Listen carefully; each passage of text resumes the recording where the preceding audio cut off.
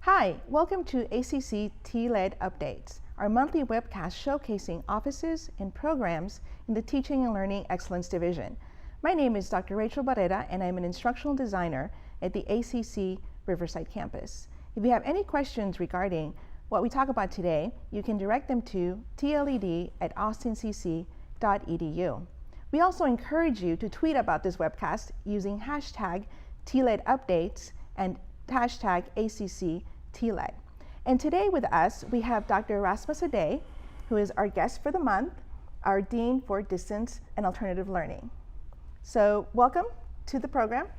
Can you please introduce yourself, because you are actually brand new to ACC this year. You got hired in February, and could you please tell our audience a little bit about yourself and your background?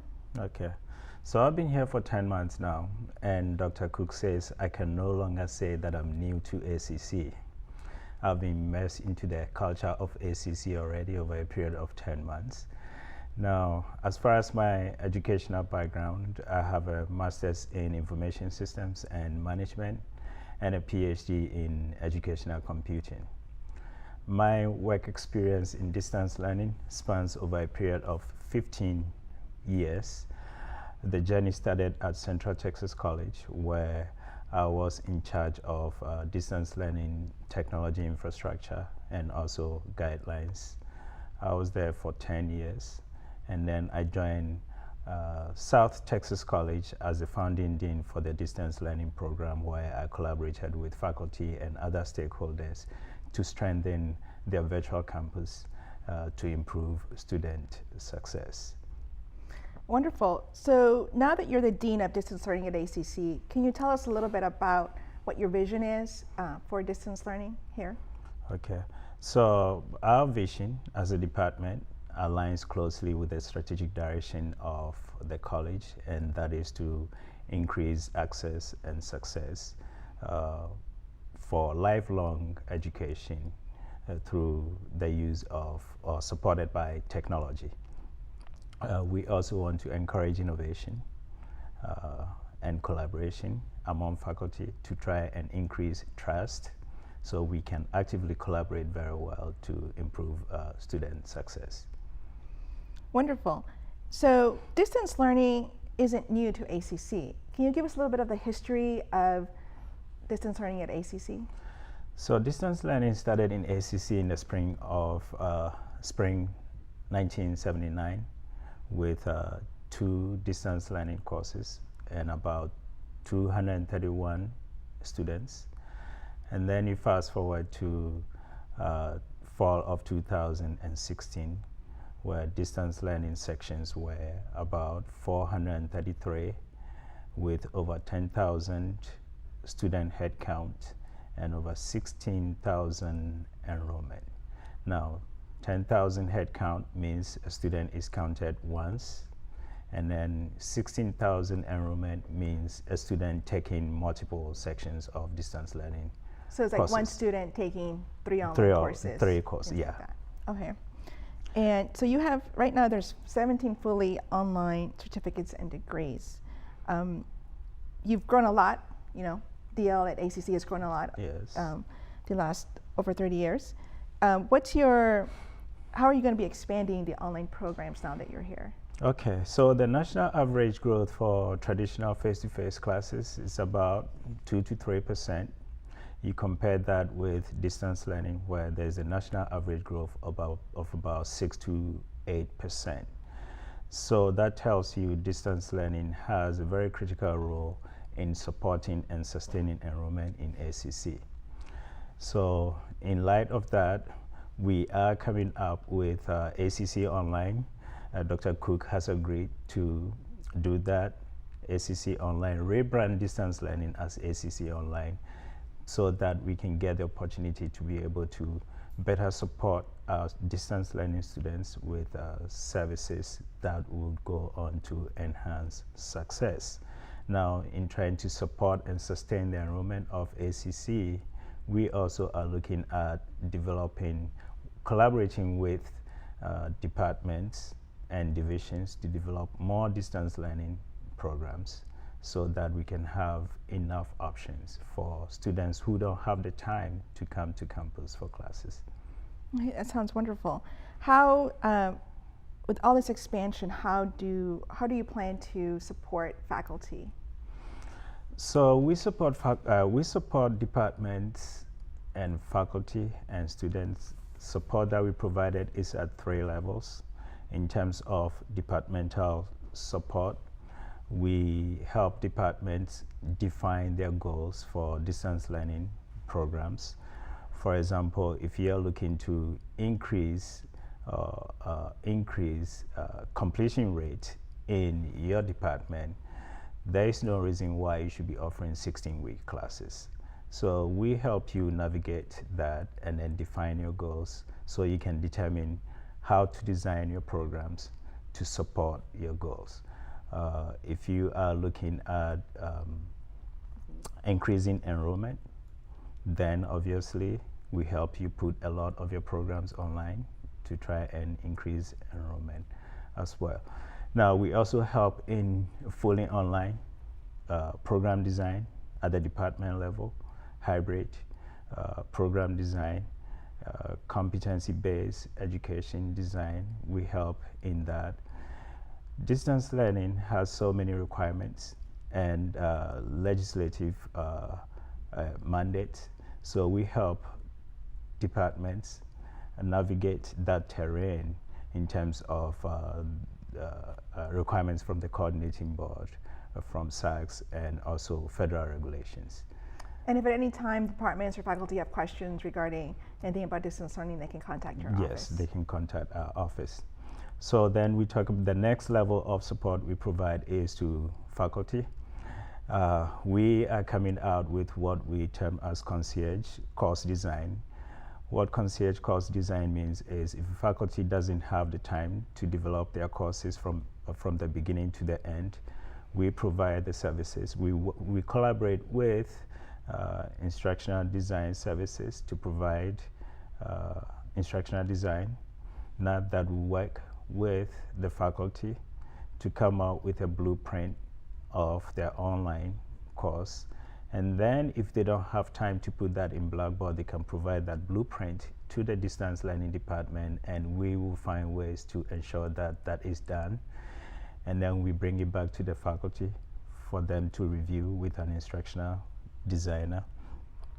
We also collaborate with faculty to provide student success services.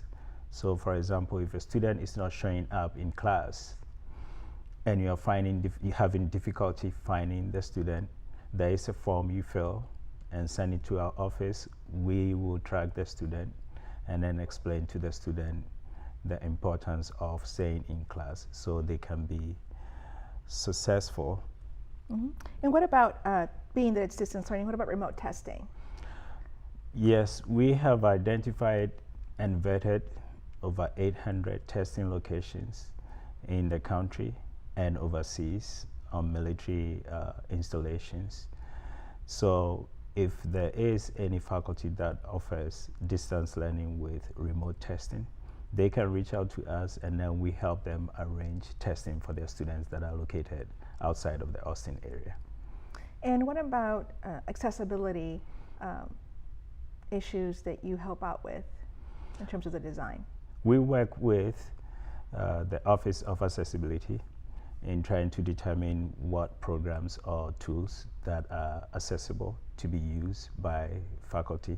And so we make recommendations based upon that on what tools they can use for their distance learning courses. So you talked a little bit about some support for students, but I also know that when it comes to a face-to-face classroom, students have advising and they have counseling and they have other services, and we are required to also offer those services to our distance learning students. So can you talk a little bit about specific services that we have for them? So we do have dedicated personnel that support distance learning students in student services. So for example, we do have a counselor that services students in distance learning Carol Townsend is her name. We do also have a coach that purposely deals with distance learning. The library also provides services to our distance learning students. Basically, any service you can get as a face-to-face traditional student, we provide that service to distance learning students as well. It is a requirement. It is a by requirement. SACS, yes, to provide that kind of service. Which makes sense. If you're a student, you should be able to have access to the services, whether you're fully online or fully, That's just correct. face to face. That's correct. So you mentioned that you had a designated advisor or counselor for DL students, but any DL student can contact any advisor, correct? That's correct. They can contact any advisor on any campus because all of them are trained to provide services to distance learning students. Wonderful. So you mentioned a little bit about some of the requirements. And can you talk a little bit about the governing body that guides and consults on the work of distance learning here at ACC? As far as governing of distance learning at ACC, we do have the Distance Learning Committee, which is a shared governance body that helps and support distance learning in ACC. Now, beside that, we also, on case-by-case basis, have ad hoc committees that we put together to shape the direction of distance learning in ACC. As an example, in the summer, Dr. Cook did put together a task force, a DL task force, to take a look at compliance issues in distance learning in ACC, design structure, support services, guidelines and requirement for developing CBE, competency-based education programs. And what came out of, what were some of the recommendations that came out of that task force? So there were 3 major recommendations that the task force proposed to the Office of the Provost. Number 1 of it, that was to replace the current administrative rule that we have that governs distance learning with a new one that was developed by the task force. It's still going through the process of review now. The second one was also a proposal made to have a liaison that will work between distance learning department and divisions, academic divisions or instructional divisions. So Dr. Cook has agreed to fund that type of position as well. The third recommendation was a faculty handbook, a distance learning faculty handbook that will spell out guidelines and procedure for the way that we do distance learning in ACC. So can you talk maybe a couple of things that are in that handbook? In the handbook, we have a definition of what distance learning or distance education is. And then we also differentiated between what constitute distance education and correspondent education. Now, ACC is not accredited to do correspondent education, so we wanted to provide that distinction so that faculty know what they are doing.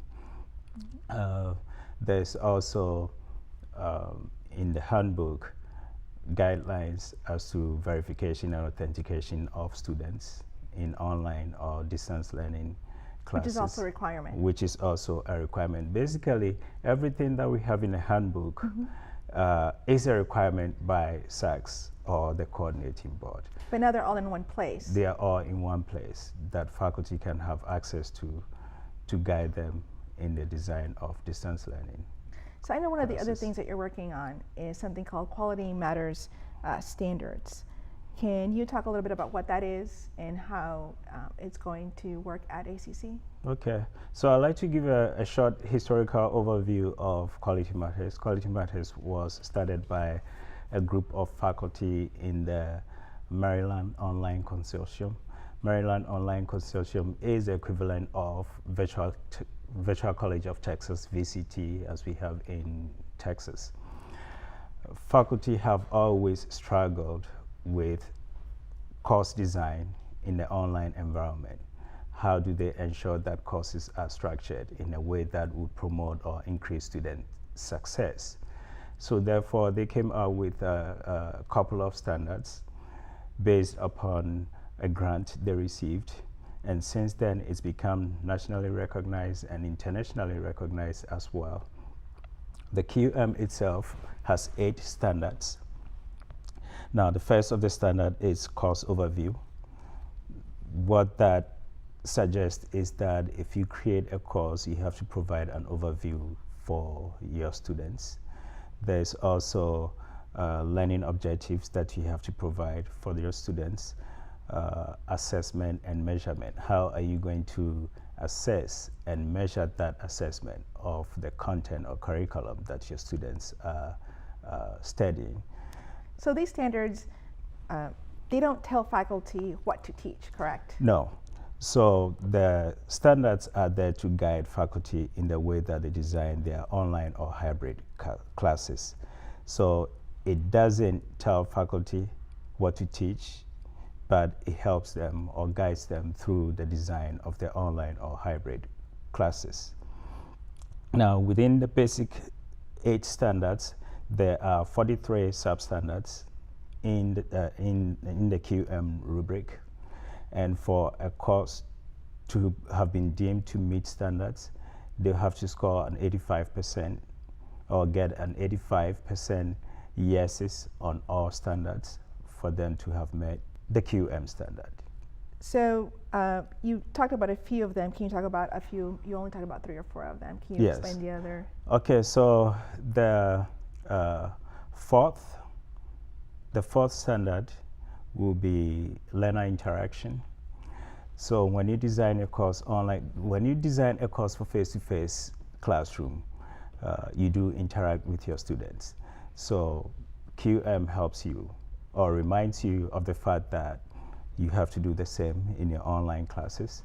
So, and then the next one will be course technology, the way that you select technology. Your technology has to match your content. For example, if you're teaching web design, you have to select technology that will match what you teach in web design. So it reminds you of that. And then also the next standard is learner support. You have to provide support for your learners in your online or hybrid classes. For example, provide a phone number to where they can get advising support. Provide a phone number to where they can get technical support, ADA support, library services, for example. And then also the last standard will be accessibility. When you design a course, you have to design for all students. For example, students that are colorblind. You have to have that in mind when you design your course. Mm-hmm. So these are the 8 major standards in QM. Now, QM itself is supposed to be continuous. So the fact that you have designed a course and it meets standards doesn't mean it is done. You have to continuously improve your course, even after the 85%. It is supposed to be collaborative. So that's why we recommend that when you're working on QM, you work with an instructional designer. There are peer reviewers as well involved in reviewing courses using the QM standards. It is research-based. QM didn't happen out of the blue. It is research-based, it's been tested, and it works. Wonderful. So one of the things that you're doing for Quality Matters is the academies. Can you discuss a little bit about how the academies work and what they are? So the Academy, Online Redesign Academy, or OCRA for short, mm-hmm. That's an interesting name. It's a workshop that brings faculty and instructional designers together. OCRA is foundational on Quality Matters. On the first day of the workshop, faculty are introduced to Quality Matters and they get certified to use the rubric, the Quality Matters rubric. And then over a period of 6 weeks, they get to work closely with instructional designers, coming up with a blueprint of course redesign, and then even to the extent of creating the course based on the blueprint. So the first day that they have is a training on what Quality Matters is. Yes, and how to use the rubric. And how to use it. Yes. And then after that, they will meet with an instructional designer to develop the blueprint and then eventually design the entire yes. course according to That's Quality correct. Matters standards. That's correct. And so how many, have we had any already? And Yes, we had a pilot during summer. And you're During the Summer planning, Institute. and we're having one this fall? We are having one this fall. We also have one scheduled for the spring. The goal is to have the workshops twice every semester.